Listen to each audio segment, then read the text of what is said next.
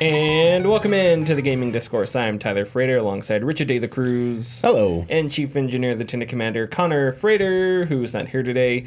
It is Tuesday, April 26th, 2022. Follow us on Twitter and Facebook at the Gaming Discourse. Go to our YouTube channel, YouTube/Gaming Discourse. Go check out the hyperbolic review I just posted. Go to Patreon/the Gaming Discourse, where you can support us and the channel and the podcast and all kinds of good stuff. And you can get access to our Discord server, and you can ask us a question for the podcast and all kinds of fun stuff. So go check that out. Patreon. Just chat.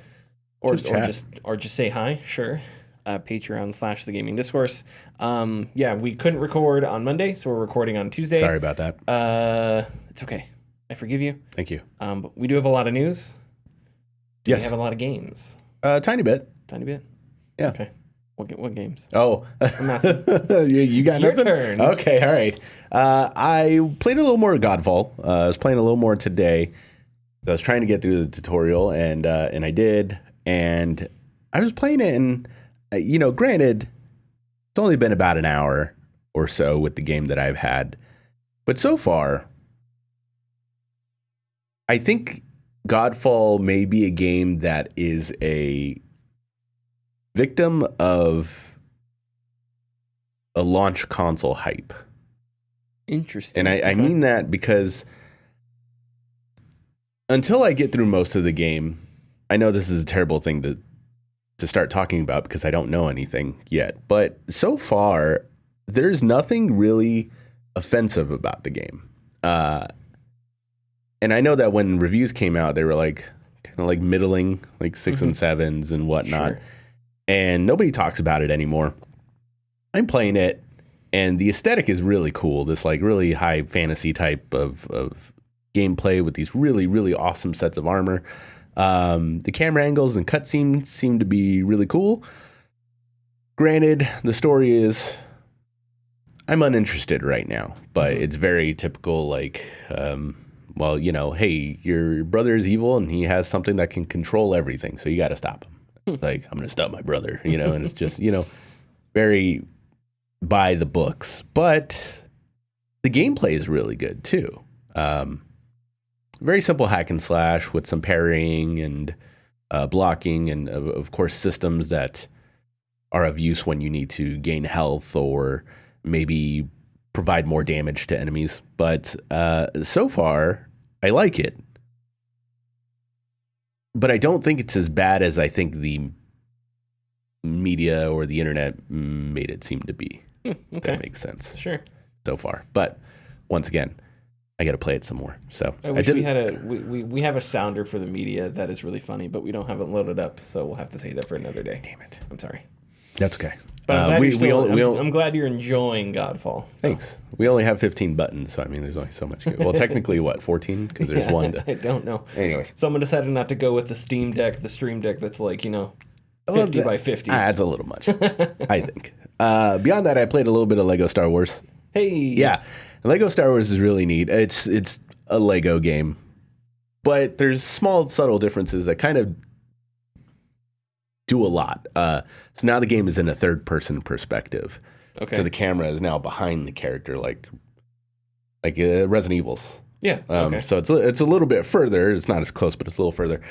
So like when you pull out a gun, you can actually aim and like shoot at things. When you fly any of the starships, it's very Star Fox-esque. So you actually will go around places, and it's really neat.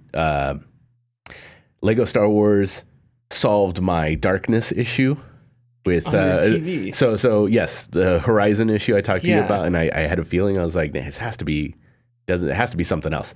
Mm-hmm. I was playing episode 1, and I landed on Naboo right before you go visit the Gungans. And when I got to the forest that you land in, it was daytime, and I was like, this isn't right.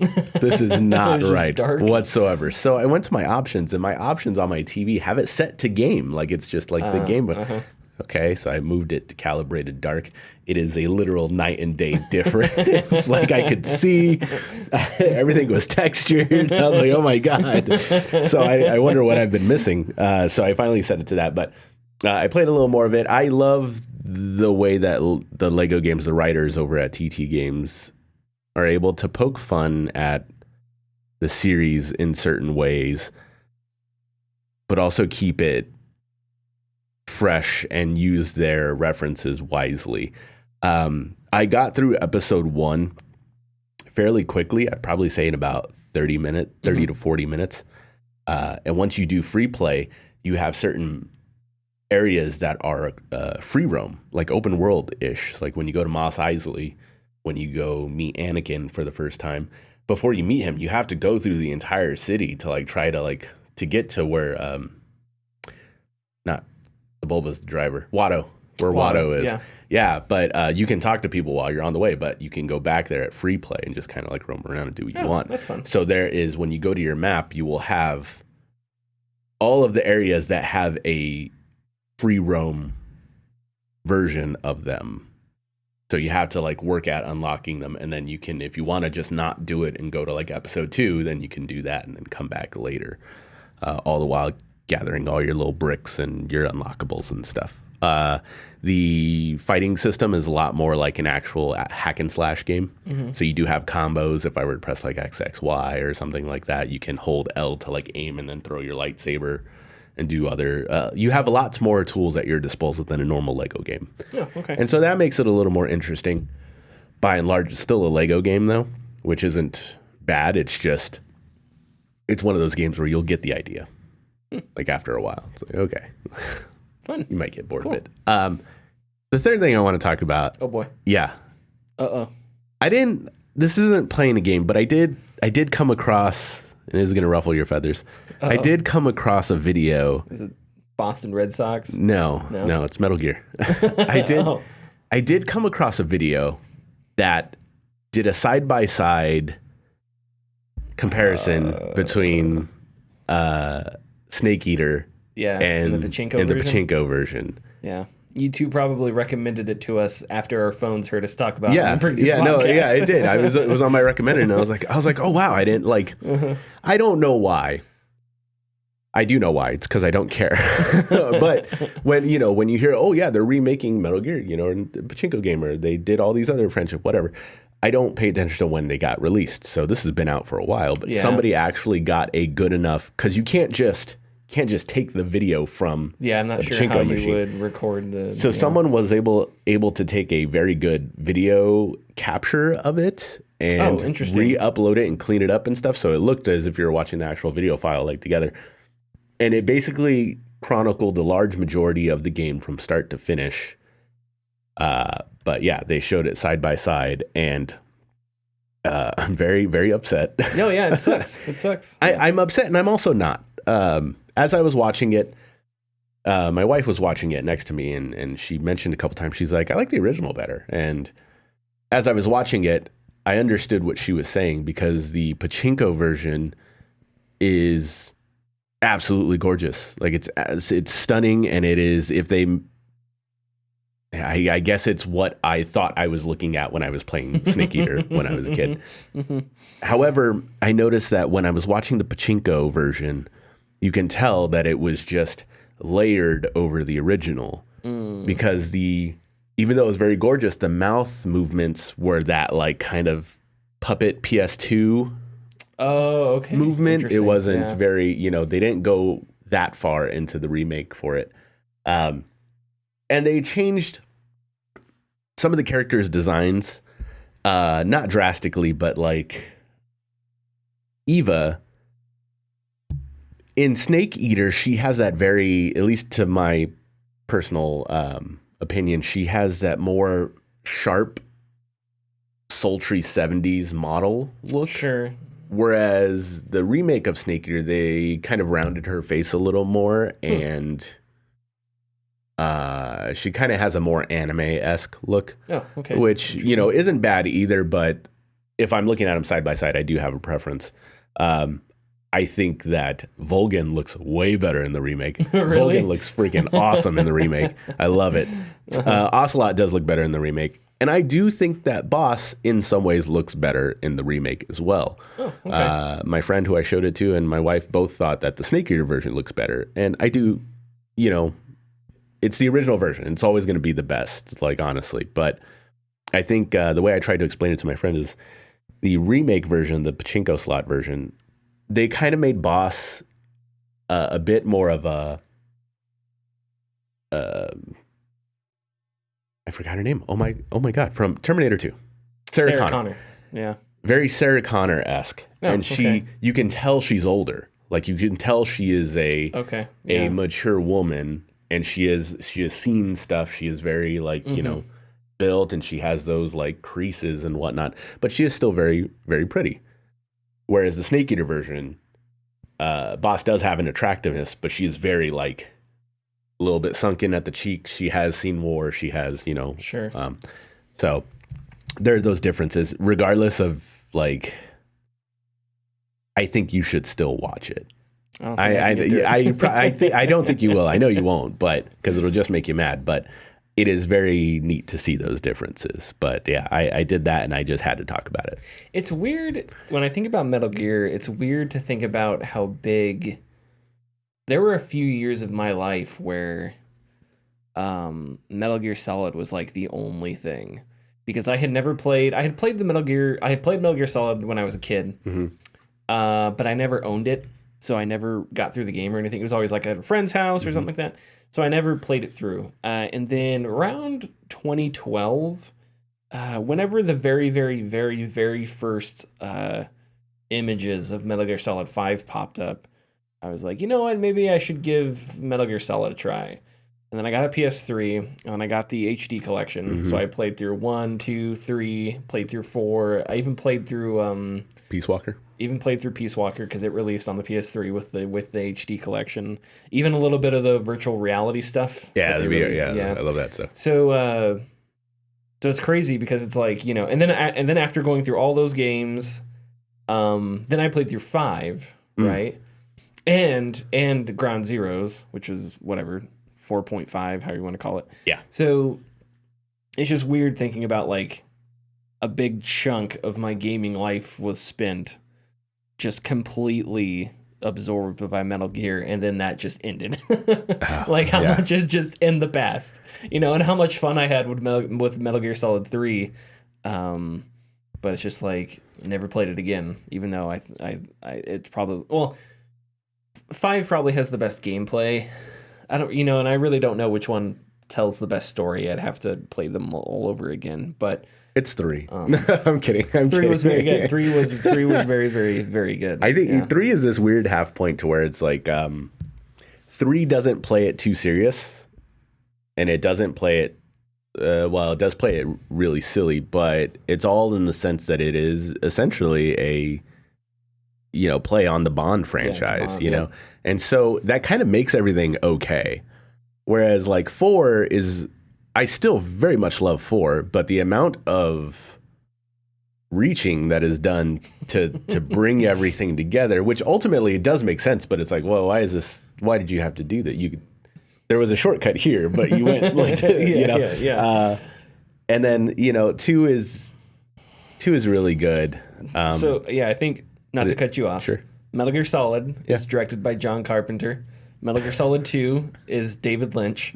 Metal Gear Solid 3 is James Bond. And then Metal Gear Solid 4, I don't know. Black Hawk Down. I think it's maybe the closest thing. Paul Verhoeven. I just wanted to... That popped into my head. I just wanted to say it. The Metal Gear Solid Twin Snakes is the Wachowskis. Sure. Well, the Wachowskis are probably all over the place here and there across the Metal Gear franchise. And I'm not sure what Metal Gear Solid 5 would be, but yeah. All right. That was it. Okay. So I've been playing more. I'm gonna see how far I can get in the show. Just playing a season. Okay, yeah. So it's 162 games. I don't know if I'll get that far. I've simulated a few games. I'm playing as the Yankees in a franchise mode. I'm trying to stay on like around the same date as them, not play too far in the future or whatever. Okay. So I decided to do that, see how far I could get. It's kind of sad because I started the season and I restructured Aaron Judge's contract, which in real life, he's going to be a free agent at the end of the year, which is depressing. But in the game version, I'm like, hey, I got you signed for 3 more years. Sucker. It's okay. Have you ever played like a sat down, played a sports game, and played like a season or anything, or had like a franchise going for a few years? I have tried. So there are little exploits that you'll find in sports games that are hilarious, but they're also super useful. And in the old college football games, my favorite exploit was you could create recruits, right? You create a player, and then you would have to recruit them. And it had some like mini game type thing where you'd have to recruit them. But there would be other schools that would recruit against you. So if you made some super great quarterback and you tried to recruit them, there'd be other schools recruiting them. So there's no guarantee that you'd get them. That you get them. So the trick was you would create like a punter, and you would put his kicking skills all the way down to like 2, right? Okay. But you would put his passing, and because you could rate all of their skills, you would put his passing and throwing and that kind of stuff all the way up to like 99. Weird. So he'd be rated as a punter as like a D level, F level recruit that nobody wanted. Yeah. But you would put him on your recruit board number 1, baby. Yeah. Because no one else is recruiting this guy. He'd join your team. You're like, great, first day of practice, let's try you at quarterback. Yeah. And then just like that, you would build your team by creating these punters, making their stats suck, and then just switching them to their positions. It's genius, honestly. Yeah. But in NLB, an exploit that I think I'm not sure if it'll work yet, because you can only restructure contracts and stuff like that at the end of the season, at least in the game. I'm not sure of the rules in actual Major League Baseball contract rules, but when I restructured Aaron Judge's contract, I noticed that, and this is in theory how it works in real life, is the longer contract you give somebody, the more likely they are to accept it, right? Because it's job security. Yeah, okay, yeah. So if you give somebody like a 10-year contract, they're more likely to accept it because it's more guaranteed money. Mm-hmm. And I think even in Major League Baseball, even if you get cut, or I'm not sure of the rules, but money is more guaranteed to baseball players than it is like people in the NFL. But anyway, so I thought like, all right, so at the end of the season, Shohei Ohtani is going to, which in real life, he's arbitration eligible. I don't know if he's going to be a free agent in the game, though. But in the game, it doesn't list him as arbitration eligible. It just says his contract's up. In any case, what I wonder if I can do, because I'm not going to play MLB The Show for 10 seasons, I wonder if I can just give a bunch of dudes 10-year contracts. Okay. Fully expecting that I'm going to play it maybe 2-3 seasons in the game. Sure. While giving out contracts that in reality would be horrible contracts to give out. But like, what if you're a developer of the show? What can you do? Stop players from giving out 10-year contracts in franchise mode? Yeah. You can't do that. So anyway, so yeah, it's pretty difficult to play with the Joy-Cons, because the Joy-Cons are they just don't. They're not the greatest. They're not the greatest, and when you try to positioning pitches is really important, because you want to get pitches in certain areas when you're in the strike zone, and you have to hold the analog stick and press the button, time the button to get it right where you want it to go. And depending on what kind of pitch you're throwing, that can be more difficult. So like curveballs, there's a little circle that bounces in and out. And you want to press A or whatever button when it hits the smallest it can get, because that's when the accuracy is the best. So you have to time it. But you have to do that while sort of holding the analog stick in the position that you want the pitch to be, right? And that's not super easy when the analog stick like jitters and stuff. But when it does go well, it's great. One thing that I think is interesting, and this has been a bit of a story since Sunday, is umpires. So it's going to happen eventually, but umpires are human beings, and they make mistakes. This has been mitigated past few years in baseball with reviews and stuff like that. But balls and strikes are not reviewable plays. So in Major League Baseball, if an umpire calls a ball, and in the strike zone, there are definitions to where the strike zone is. It's not subjective. It can be tough to tell because there's nothing physically there. Right. But there is like a rule of where the strike zone is supposed to be. It's side to side on the home plate. And it's a square. Chest. Yeah, essentially. So anyway, there is a even though you may not see it when you're at the game, if you watch a broadcast game, they'll have their little broadcast square, which is an official. But if an umpire calls a ball and it's clearly a strike, there's nothing anybody can do about that. Or an umpire calls a strike and it's clearly a ball, there's nothing they can do about vice that. versa. So on Sunday, there was an umpire who's infamous for just doing a really bad job, Angel Hernandez. Oh, you named him. Okay. Yeah, and well, he's famous. Oh, okay. He's infamous. He called a really bad game. He had like an 85% accuracy rate, which sounds like it's good when you're a professional umpire and your guys are getting paid millions of dollars to throw a ball, 60 feet, 90 feet, whatever it is. You can't be 85%. So anyway, caused a big controversy. Okay, MLB The Show 22. MLB The Show 22, and I think what it's doing is it's simulating real life. You will occasionally throw a strike, and it'll be called a ball. And let me tell you, nothing has made me want robo-umps more than a video game simulating reality, when reality could be so quickly fixed, probably by software that's not much more complicated than the game itself. Let me tell you how frustrating that is. It's so insanely frustrating. And I don't know, there may be a setting where I can turn that off, but you will throw strikes that are like clearly strikes, clearly in the zone, and the amp's just like, ball. That's so wild. Because it's trying, and I think it's because the game's trying to mimic real life. Because umpires make those mistakes. I get it. Like I get the like strive for realism, particularly in a lot of things.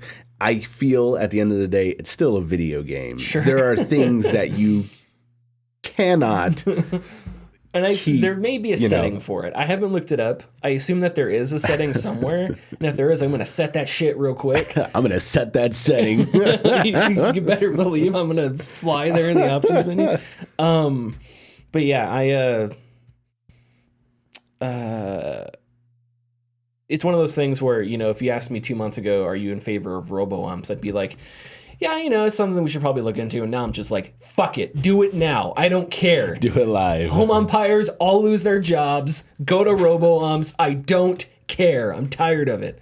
Humans make mistakes. Replace us with AI. Judgment Day happens. That's an acceptable level of risk if our balls and strikes can be called accurately. Okay, one other game. I played a game called Iron Lung. It's made by a single developer. You didn't play this already, right? No, that was something different. The submarine game Iron Wolf. Iron Wolf, okay. Submarine that's games very have a tendency different. to have iron in them for some reason. No, it's called Iron Lung. It is a submarine game. Oh, okay. But it's a horror / dystopia game. Okay, cool. I'll give you the premise. I don't want to say much about it, but the premise is it's a dystopian future where stars have died out, and the only light that's reaching your planet is light from dead stars, because light takes time to travel. Yeah, of course. So I don't know how they know that the stars have died, but light's running out, right? You're a convict, and society has gotten to the point where they have to scrape for resources. So what they do is they have to look at bottoms of oceans for you to find resources, right? Well, on this planet, there's an ocean of blood for some reason. Okay. And you're a convict. It's a lot of iron. And and to get your freedom, you are sent into a submarine into this ocean of blood on the very bottom, and you have to find stuff on the bottom and take pictures. Okay. And you don't have any visuals. You only control via coordinates, and you take pictures to see what's in front of you or to take pictures of your objectives. And these pictures are like grainy found footage, really creepy pictures when you take them. All right. So it's a very neat game. The guy who developed it, I've played another game of his before. I'm not going to spoil anything. He has a knack at ending his games in a way I really like, and he did with this. It's only like an hour and a half long. Okay. There are some jump scares. It's a really creepy ambience. It's sort of PlayStation 1 graphics, kind of. Okay. Like not 8-bit, but low poly, low res, that kind of stuff. I would highly recommend it if you're into horror. It's like an hour and a half long. It's a really creepy premise. It reminds me of... I want to work on a review, even though, like, there's not a whole lot to the game. You're looking at pictures. You look like you're not sure.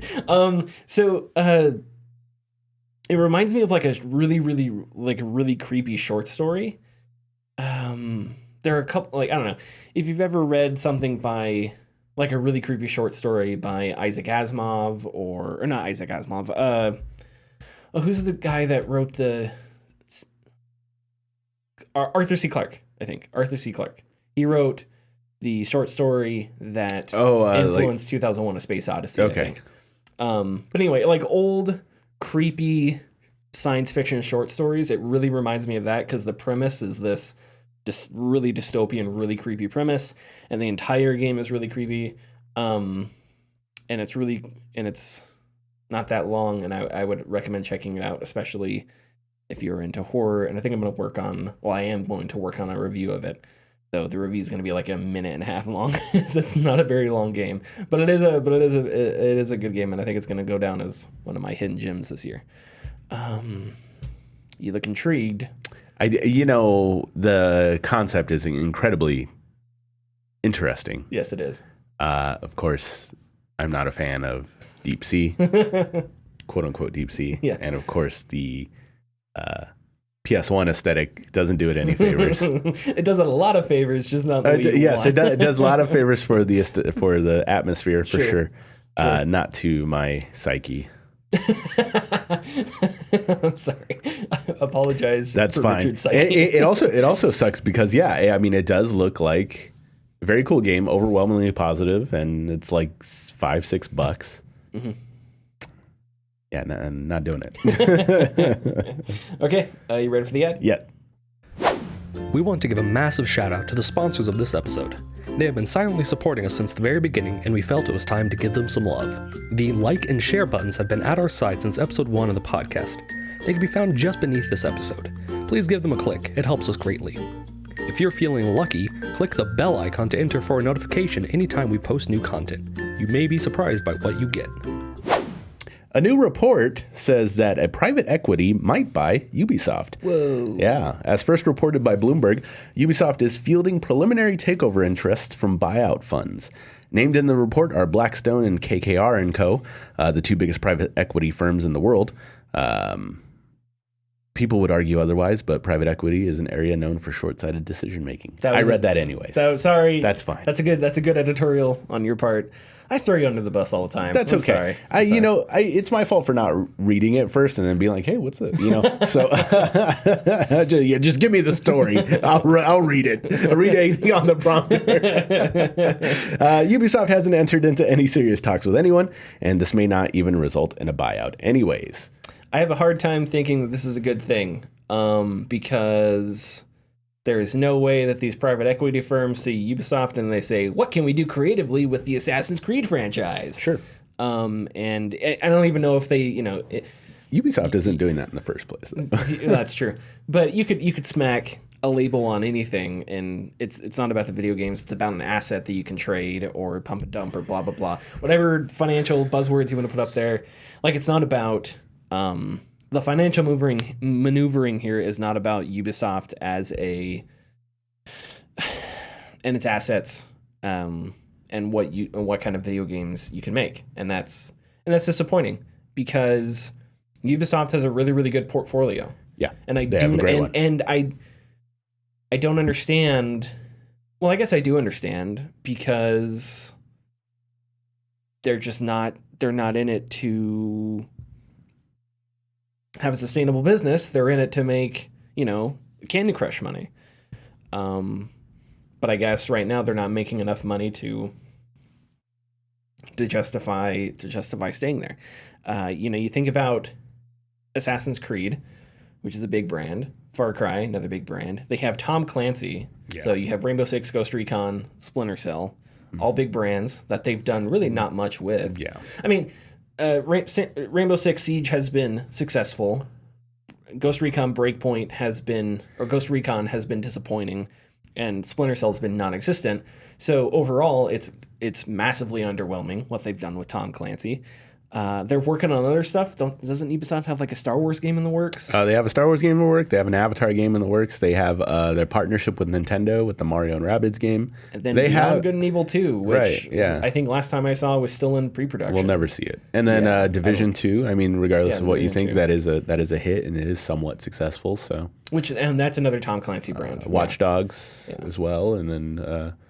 Depending on if it becomes a franchise, the Immortals series, but I mean, Immortals, which got really good reviews. It's very good. Yeah. It is very good. But honestly, flip that and Assassin's Creed, and it's interesting. Sorry, go ahead. I didn't want to. No, I'll give my thoughts in a moment. Yeah, but if you're somebody that's out to, if you're a game company. Like a bigger game company like PlayStation or Xbox or whatever, and you're looking to buy up assets right now, and Ubisoft's selling, I think Ubisoft has a lot of value because of all those IPs. Absolutely. And I think you can do a lot of things with those IPs. I think if you, like, there is not a AAA there's not a AAA company right now that's making any type of military sim anything close to that genre. Man, yeah. And, the reason is because you can't make Fortnite dollars on a military simulator. But so we're coming at this from two different thought processes, but I think you take, if you took Ghost Recon, you made a decent military sim, you could corner the market on AAA military simulators, and there's definitely a market for that. It's just not a big enough market to take over the world, so Ubisoft doesn't take advantage of it. Isn't that so terrible that you just said you take Ghost Recon and turn it into a marketable military sim when that's how Ghost Recon started in the first place? Yeah, so we've come full circle. I think this situation is very interesting for Ubisoft to be in, because Ubisoft and the gaming industry, because what could Ubisoft have done differently to have prevent this from happening?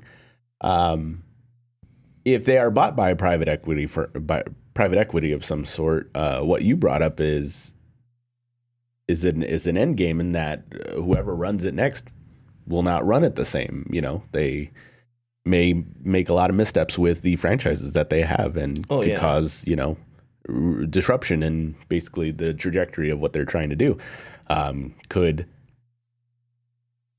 Eve step down, someone else take over, and then, start rebuilding from there again. Could have been an interesting situation there. But the other side, if they are looking to sell, if one of the big names, either Nintendo doesn't buy people, they just don't. It would be cool if they did, but they don't. But you have Microsoft and Sony who have been buying a lot of people recently. And if Microsoft or Sony decides to buy one, then it becomes a issue of monopolization. Yeah, which is the other problem. Mm-hmm. So this is a really wild story because it's a position that doesn't seem like it's going to have too great of an end, depending on if this goes through or not. Oh, yeah. Because if private equity gets and private equity, I'm sure, is already involved in the games industry in some capacity, but the idea here isn't to make a sustainable business, it's to run it into the ground. Yeah. So that's what'll happen. And, the unfortunate fact, or maybe not necessarily an unfortunate fact, but we haven't even talked about, like, is Ubisoft continuing to do better? Are they trying to engage with a better Ubisoft? Are they trying to, we're talking about a company that is still reeling from massive fallout to their toxic culture. And man, it sure feels like this is just a cut your losses and ditch the company type situation. Yeah. And if that results in the company being sold, ran into the ground, and then losing a bunch of jobs, that's just I don't know. That's frustrating. It's frustrating to me because it doesn't have to be this way. If you just, I don't know Ubisoft's financials. So is it impossible for them to create a sustainable business with the properties they have? I'm safe in assuming no. Or I think I'm safe in assuming no. Mm-hmm. Right? And so I'm just saying the same thing over and over again. That's what frustrates me, is you're a company with lots of assets that are valuable, but right now you're focused on fucking blockchain and Candy Crush money. And you've got this culture change that I think you're sort of done dealing with because you never wanted to deal with it in the first place. So, but it seems like this is a fixable problem. You can fix your culture. You have games that you can make into profitable IPs. They're remaking Splinter Cell. So I forgot about that. They're remaking Splinter Cell. I think that's a great direction to go. So I don't know, but there's just more you could do. And if they sell to private equity, like, maybe I'm overstating how much of an impact private equity owning Ubisoft would have or whatever, but it just feels like it would be run into the ground, tried to made into something that it's just not, with the goal in mind of being like Candy Crush money. So, yeah. And that's frustrating. Yeah, it's a shame. And it's a shame for the workers. Because, God damn it, just make the culture better. Speaking of. The National Labor Relations Board has approved the Raven Software Union vote. This means that Raven's group of 21 QA workers can move forward with a union vote. Activision Blizzard had previously argued that the Game Workers Alliance should encompass all Raven's 230 employees. The NLRB rejected that argument. We've talked about unions a lot. Yes. And so I think I want to reiterate a few things that we've said in the past. I don't think anyone thinks that unions are going to fix everything instantly. I don't think anyone reasonably thinks that. Mm-hmm. And it may take a long time to fix things. At the same time, I think everybody understands that it's a complicated process and it's a nuanced process and it's not simple. Like, how do you... And by unionization, I mean just on a wider scale. Game Workers Alliance, I'm assuming they have an idea of what they want to do, but what they're doing may not work in California, may not work in other states, right, for other companies, whatever. Does Activision Blizzard have any studios outside the U.S.? Canada, maybe. Do they have them in Canada? Maybe. I don't know. But in any case, this is Wisconsin.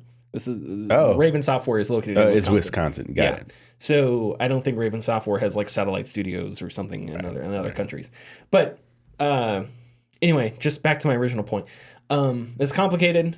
It has a lot of things, but at the same time, I don't know what else can be done to help make people that work on games and their jobs better, because the companies that have the power to do that sure as shit ain't doing it.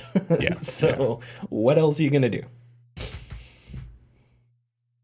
That's all I wanted to say. Oh, yeah. I don't know what to say. Sorry, I just blanked out on this conversation. Nope, it's fine. Let's move on. We can move on to a very similar story. Nintendo of America contractors feel like second-class workers. This is a story by Kotaku. There's a lot in this story. A lot of which we're not going to get to, but we'll try and break it down and give a summary here. So, some background. Last week, Axios reported that an employee filed a complaint to the National Labor Relations Board, saying that I'm laughing because it's like this is the same exact story. Yep. Saying Nintendo and Astron Carter, their contracting firm, violated their right to unionize. The exact claims were vague, but it does indicate that the allegations were likely to include surveillance, threats, and retaliation. In a follow-up, Kotaku spoke with 10 current and former employees of Nintendo of America's headquarters in Redmond, Washington. Sources tell Kotaku that the complaint came after a part-time employee was fired mid-contract following a meeting in which the employee spoke about unions during an open question and answer portion. Nintendo says the employee was fired for disclosing confidential information on social media. Sources tell Kotaku that the social media post was extremely vague and based on the company's disciplinary actions in the past would normally have ended with, at worst, a warning. The rest of the story details a wide-ranging issues at Nintendo of America, and again, this was specifically at the Redmond, Washington headquarters, including low-paid contract workers losing benefits like healthcare during the interim period between contracts. Apparently, you sign like a 10-month contract, and then I guess if I understood the story right, at least at Nintendo of America, you don't re-up that contract as soon as it ends. There's like an interim period. Yeah. So there are 2 months where you just lose benefits and you have to wait until your contract can be renewed. I have no idea why the system's like that, but that's how the system is reportedly works. And I don't know how to pronounce this name, so I apologize ahead. But one story involves Jelena Desmona. I'm going to say Desmona, even though that's definitely not how you pronounce it. A contracted part-time employee who says she hit her head one day on her way to work and thought she had a concussion, but she wasn't able to visit the on-site clinic because the on-site clinic only covered full-time employees. She then asked a fellow employee to give her a ride to the hospital, but because Jelena was a contract employee, she was told it was against company policy for her coworker to drive her off-site. She eventually got an Uber to take her to the hospial. Insane, dude. Right. It's so insane. Right. Sorry, hold on. So the I'm gonna back up with the perfect fall for Nintendo in this employee that was fired. Their excuse was confidential information was leaked on social media. Yeah. However, the people who work there say that at most person probably would have got a warning or whatnot because the post was vague. However, with the way Nintendo is, Nintendo was like, yeah, this person was fired because of whatever they said on social media with confidential information. Large majority of people would go, oh, that's Nintendo. Yeah. Like that is such the perfect excuse for them for people to just look the other way. Because they're sort of self-aware about their own. Yeah, and how, I mean, particularly this comes from all the cease and desists that Nintendo shoots out with fan-made games and products, but still the fact that Nintendo has this reputation of having this iron fist when it comes to information coming from the studio, that they could just say something like that, and I'm sure most people would just go, yeah, all right. It's wild to me. I mean, it's also like I'm going through my own stuff personally outside, but just the outside of this podcast. But the whole story about this whole healthcare system in the U.S. is the worst shit ever, dude. Well, that's the difficult. So that's the difficult. I know it has thing. nothing to do with the story, but it's just it's so infuriating. I mean, it doesn't, because that's one of the difficult things about the story is that it's sort of about. What's going on? What people talked about in the story, what the workers shared and experiences and things like that, are problems that you could probably find on a lot of workplaces, and it has more to do with just, I'm not even sure what term to put on it. Work culture, our society in general. Yeah. These concepts that are way bigger than video games. Mm-hmm. So that's sort of what makes it difficult. But at the same time, I don't think it's like a radical Che Guevara freaking idea to say, hey, maybe if someone thinks they have a concussion, maybe we can somehow write a law where they're not barred from going to the on-site clinic. I don't know. I'm not a lawyer, but we landed on the moon in 1969. Maybe we can figure this out too. I don't think I'm crazy for thinking we can do that, especially at Nintendo of America. Although they can't get Joy-Cons right, so. I think, they can't even do that. Give and take, right? I was going to say something about unions, but we sort of already covered that, so. No, for sure. And we don't talk about Nintendo much because when it comes to stuff like this, when it comes to stuff like this, because I think that even though they have that iron fist side that I just talked about, they also have that cover of a book side to them where it's like Nintendo, Mario, like this is it. Like they probably treat their customer or their employees correctly. And I don't think so. And because of the way that the information that gets out, the way that they have it, we don't hear about it because of this. And thankfully Kotaku was able to speak to multiple people, but I'm sure there's plenty of more stories to come out. We've had that are just waiting. I mean, stories about Nintendo in general, maybe they're more common than I think, but it seems like it's I don't know. Seems like they're more rare. We need to come up with a name that's not the Iron Curtain. I don't know, but I'm not clever enough to think of a word. We could probably make it like a Nintendo pseudonym of some sort, like Bowser's Castle or something. Yeah, sure, but I don't know. I couldn't tell you. It is kind of funny imagining like Iron Koopa Wall. If you've ever seen like Chernobyl, just replace all like the Soviet soldiers with like Nintendo, and they're like hide. It's like when they're hiding the Chernobyl disaster. It's 3.5 rockets, not good, not great. Oh, one employee got a concussion today. Oh, not good, not great. Oh no. Anyway, Richard, tell us what's going on at PlayStation. There's an update on the PlayStation gender lawsuit that we reported a couple months back. But for background, Emma Maho, I believe that's how I said her name last time, filed a gender discrimination lawsuit against Sony a few months back and saying she was fired for submitting a gender bias complaint against the company. Federal Judge Laurel Beeler dismissed 10 of Maho's 13 claims without prejudice. This means that Maho can amend her claims and try again. The other claims, which include wrongful termination and violating whistleblower protections, Maho can continue to pursue. Maho has 28 days to amend her original complaints. Okay, so yeah, we're not lawyers. Whatever. Well, not whatever. I'm not, but my character in Genshin Impact is. Okay, why'd you get them in here? Hold your switch up to the camera.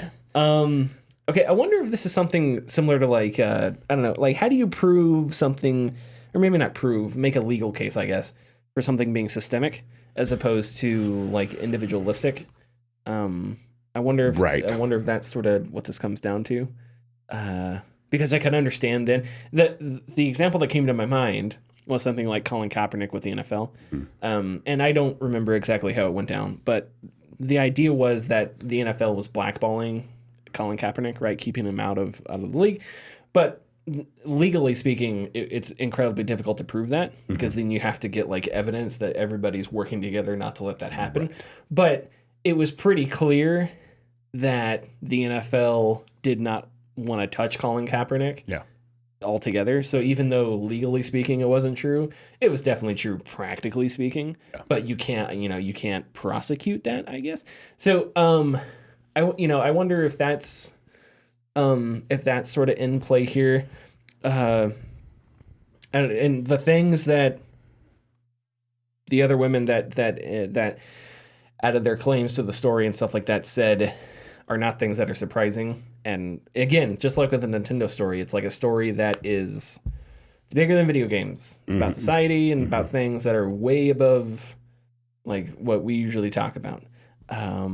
But yeah, I still don't like how I still don't like how PlayStation reacted to it. Right. I feel like even if you like, how do I put this? Even if you're not being sincere, I feel like companies have to start reacting to this differently because this is going to happen more and more often as people feel empowered. Yeah. And so I feel like you just have to react to it differently. Just because, I don't know. I just don't think it ends well when you come out swinging like Activision Blizzard did, right? And now Activision Blizzard just looks downright evil. Like they just look antagonistic. They look like Gilded Age villains with top hats and monocles and twirling their freaking mustaches. So anyway, that's all I want to say. I have nothing much else to add, but yeah, it is a. I don't know what. I'm just making up scenarios in my head. So no, I got nothing to say. Let's just move on. Okay. Do you have tidbits ready? Yes, sir. A man discusses the news, but not like the big news, the little news. Little bit. This is the tidbits. Sega will be delisting the digital versions of Sonic 1, 2, 3, Knuckles, and Sega CD from marketplaces. Sega will be releasing a new collection of Sonic games called Sonic Origins, which includes the aforementioned games.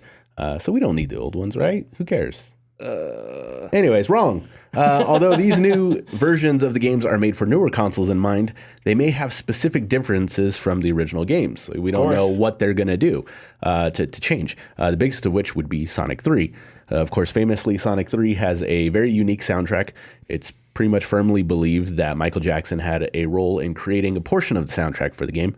However, really? I didn't know that. Yeah. However, throughout the years, later revisions of the releases of Sonic 3 have removed those tracks from the games and replaced them with new ones, like in subsequent releases. Within the last 15 years, I think there have been 2 more releases of the original Sonic 3. One is on Steam. You can get it on Steam. And then the other is in, I think, Sonic's Ultimate Genesis collection. But it's very understandable and very easy to dismiss these small things, you know? Who you know, ultimately for the average person, who really cares, you know? But in my opinion, you begin to make way for revisionist history. Yep. You know? Oh, yeah. I mean, yeah. It's a shame. Biggest example, it's a shame we can't get the original Star Wars trilogy anymore. Like 4 through 6, or 4, 5, 6. Yep. But like the original versions, because Lucas decided to fuck that. You just can't find them. Put that dancing singer in there, like whatever. Unless you have a VHS copy from like the 80s. Right, exactly. And then I don't know if the laser disc is the best version. And I don't know if like the VHS copies, because they re-entered theaters in '97. Yeah. And I don't know. Those were with the new those are the new they had new things here and there, but I'm not sure what exactly. And then Blu-ray and DVD completely brand new, and the DVDs and the Blu-rays are widely hated. Yeah. So that is crazy. Yeah. It's crazy to think that I don't know if I've ever seen the theatrical version of Star Wars in my life, because I grew up with the VHS tapes that released in the late '90s. Yes. And so like I have no idea if I ever saw before that. Yeah. If I ever saw like an old VHS tape or a what'd you just say? Laserdisc. Laserdisc, yeah. Of like the original like theatrical cut. It's definitely wild to think about. And the same goes with like the GTA trilogy that just released, the GTA like remastered trilogy. They took down the original versions from Steam. Now all that's left is like the new Android, which are terrible. They're awful ports. Yep. Just because it's new doesn't always make it better. Yep. In my head, I'm just picturing Frank Cifaldi on a horse, half of his face painted blue, like in Tiger Games. Oh, no. Jesus Christ. Anyway, sorry. Continue. He's not William Wallace. That's 100 years from now when you're sleeping in your bed. Sorry, that's pretty good. Is that pretty good? I thought it was horrible. Anyways, moving on to more preservation. PlayStation has apparently set up a preservation team. Garrett Friedley, a former build engineer for mobile developer Kabam, has revealed that he has taken a new position at Sony, joining a quote-unquote new preservation team. Sony is gearing up to release older titles for its new service and its new PlayStation Plus service this June. However, we aren't exactly sure what this preservation team entails, or if it will even have anything to do with Sony's new service. Nintendo has their own preservation team, apparently, from what I've heard. But look how that turned out. We have no idea what they do or what information they have. We do have an idea, though, thanks to that Nintendo leak a couple years back. There's tons of info of all this stuff from old Nintendo games that we never got, but we don't know about that because Nintendo never released it. Anyways, regardless of what they do, in a sense, this is a good thing. But it's also kind of weird because we know who runs PlayStation now, which is Ross, or wait, not Ross. Jim Ryan. Jim Ross. This is WWF. Jim Ryan, and he's been very vocal about what he thinks about old games. So, actually, I want to go back to the Sonic thing because I scrolled through Frank Cifaldi's Twitter to see if he said anything about the PlayStation thing. Oh yeah, I didn't see that, but he did post a few things about the Sonic thing. Yep. So I'm just going to read Frank Cifaldi's tweets. Yeah, we'll have him on the show one day. For now, this is a podcast where we just read Frank Cifaldi's tweets. Schreier as well. So yeah, that's basically all we do is read Twitter. Okay, Frank Cifaldi. I 100% agree that something will be inaccurate. This is speaking about the Sega delisting and replacing games. I 100% agree that something will be different / inaccurate in the new versions, and that this is a completely boneheaded move. It's like we fetishize film so much that we want to make the same mistake Star Wars made by tossing away the originals for the better version. I think there's a very, very good chance that we're going to mess with the Sonic 3 soundtrack, and that this moment in time right now is the last time you can legally purchase the real one. Unfortunately for this game, the Genesis is a very solvable problem preservation-wise, and we don't actually need purchasable access to get the original if needed, but it's still pretty frustrating. And then he gets into some other stuff. Okay. Yeah. Yeah, it's But they'll never take. You know that the knee jerk is like, cool, like I get to play these Sonic games on my PS5 or whatever, but then it's like, oh, what what did it cost you? Yeah, preservation is not replacement. Right. That sounded better in my head. Sure. But not the same thing. Not the same thing. What's next? Ubisoft is shutting down online services for over 80 titles. This sucks, but it's also something that happens with online service. Among titles are bangers like Call of Juarez, Bound in Blood, Hawks 2, Rainbow Six Vegas 1 and 2, and a handful of Just Dance games. Not all of these games had multiplayer. They were either single-player games that had like an online component like leaderboards or something, or other just random things. Sure. A lot of the functionality, I went through some of the list, a lot of the functionality actually wasn't for all consoles. A lot of it was for out-of-date services, like they had like the Division companion app. Oh, like, that was a thing? Yeah, you don't remember when like every game had to have like an app, like a companion app that like you could do extra shit on the side to get stuff from it. I do remember that now, I think. So yeah, stuff like that. And then like a lot of services, I didn't know On Live as a service was still around. Like I didn't know it was, and so like it is? Yeah. I thought, wasn't that one of the services PlayStation bought? Not that I remember. Or was that something else? Because okay, sorry, continue. PlayStation bought streaming services back in the day, turning them into PlayStation. They bought Gaikai. Oh, okay. Gaikai was that one. Thank you. Because, well, kids, in the early 2000s, mid 2000s, we had two different streaming services. We had GameTap and we had OnLive. OnLive was an actual tangible thing you can buy and order, and they'd send it to your house, and you can connect it to your internet, and then you can stream games to your TV. They had like Lego Batman and stuff like that. So that's online functionality for that. And a lot of like other apps or games for like the iOS services and stuff like that. So that's all for tidbits. Oh, okay, cool. But I do have NPDs. Hey! Haven't done NPDs in a while. Feels like forever. Feels like the first time. Who sings that one? I don't know. I don't know either. Because I was like, that doesn't sound familiar. Anyway. March 2022 consumer spending across all video game hardware, content, and accessories declined 15% versus year average to $4.9 billion. Declines were seen across all major categories of spend. First quarter of 2022 spending fell 8% versus quarter one of 2021 to $13.9 billion. Forgot to mention, this is all taken from Matt Piscatella from the NPD group. So add Matt Piscatella to the people that we just read their tweets. He's great. I love following him. He's awesome. Video game hardware dollar sales dropped 24% when compared to a year ago to $515 million. First quarter hardware sales reached $1.2 billion, a 15% decline versus 2021's first quarter. Xbox Series, the Xbox Series as a like console, both of them, was the best-selling hardware platform of both March 2022 and the first quarter in dollars, while Switch led both time periods in unit sales. Xbox hardware unit and dollar sales in March 2022 set an new all-time March high for the platform. Previous Xbox bests were in March 2011 in units and March 2014 in dollars. Trying to think of what went on during those years at those times. Wait, which years? March 2011 in units, and then March 2014 in dollars. 2014 was a little bit after the Xbox One released. I mean, yeah, and all Call of Duty is released in the fall, right? Yeah. I wonder, March 2011, that might have been when the 4 gig console was released, the arcade. Doesn't matter. Elden Ring repeated as the best. Elden Ring sold the most in the month. As dollar sales experienced double-digit percentage dollar sale growth compared to its February 2022 launch.